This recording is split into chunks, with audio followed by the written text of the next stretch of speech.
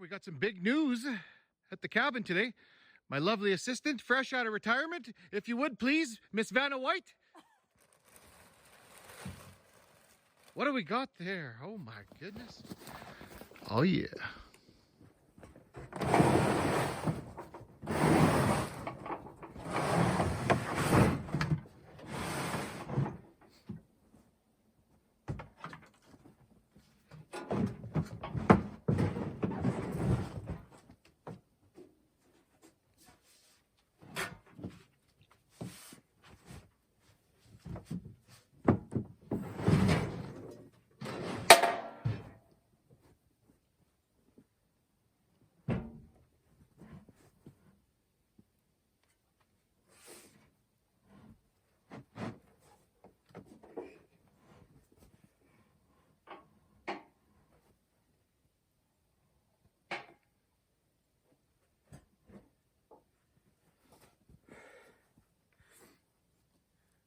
That was heavier than I thought it was going to be.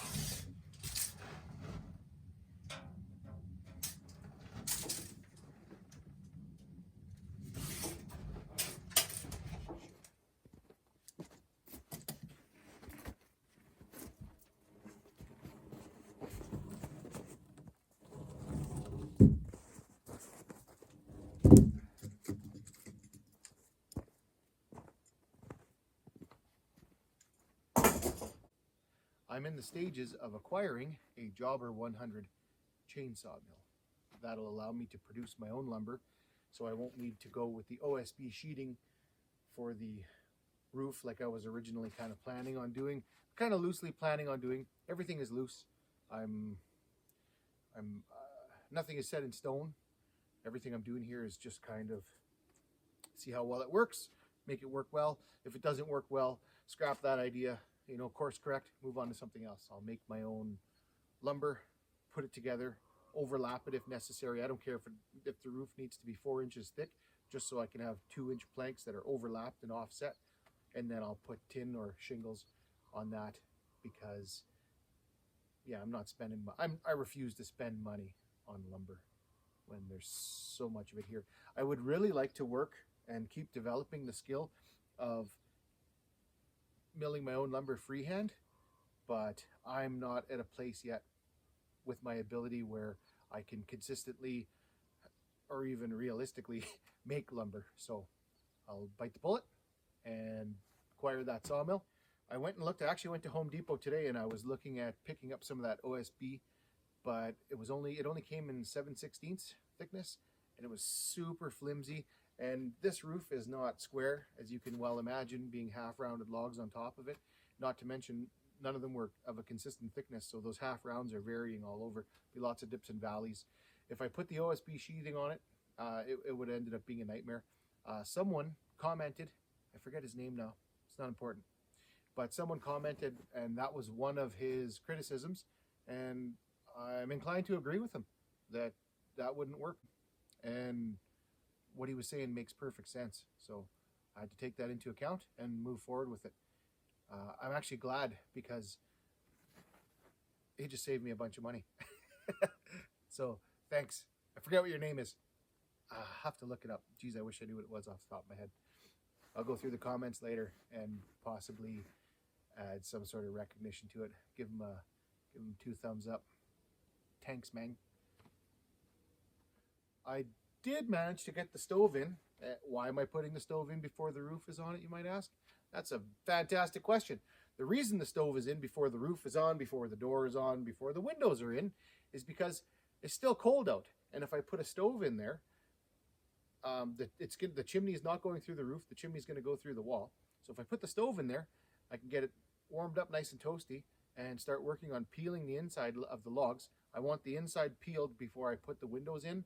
And I can make the door, but I'm likely going to wait for the mill to mill the planking, because I want to actually make a door. I don't want to just buy a door and put it in. And I still think, you know, when I first started this project, I wanted to do something that was, my original intention was, you know, what if a guy went into the bush with an axe? How long would it take him to build a cabin?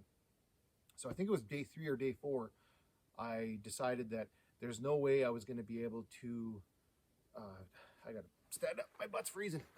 My log is cold. It was day 3 or day 4, and it became pretty obvious that there's no way I was going to get the wall structure done within 10 days. And that was what I had originally left myself, was 10 days, get the wall structure done, and then finish everything else within 30. And now I realize, you know, yeah, you could do anything with an axe if you got the time for it. And I don't want to lose that much time to do something with just an axe. So the chainsaw ended up coming in, and now that I started using the chainsaw, which is the greatest tool for log cabin building, right? Now that the chainsaw is here, I'm thinking, what's a realistic investment? If someone's going to go out and they want a minimal investment, I think the cheapest but best chainsaw mill for your buck is the Jobber 100. So that's the one I'm going to go with. And that way I can consistently produce my own lumber for this project and all the next ones to follow. I like the idea of doing everything with the chainsaw. It's so self-sufficient. Everything is portable, packs up into a nice, easy package. The mill that I'm getting is going to be portable. I'm planning on mounting it to a trailer that I have, and then I'll be able to just show up, do whatever work on whatever job site I intend. All right. So, right. Whoop. Hey. Hey, everybody. Hi. Hi. It's big news. It's big news.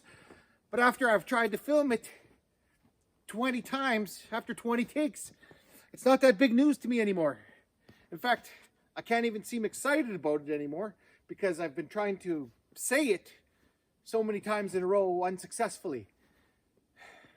Try this again. Hey! Hey! Hey! I just can't seem to say this. Can't say it. I don't know why. I don't know why.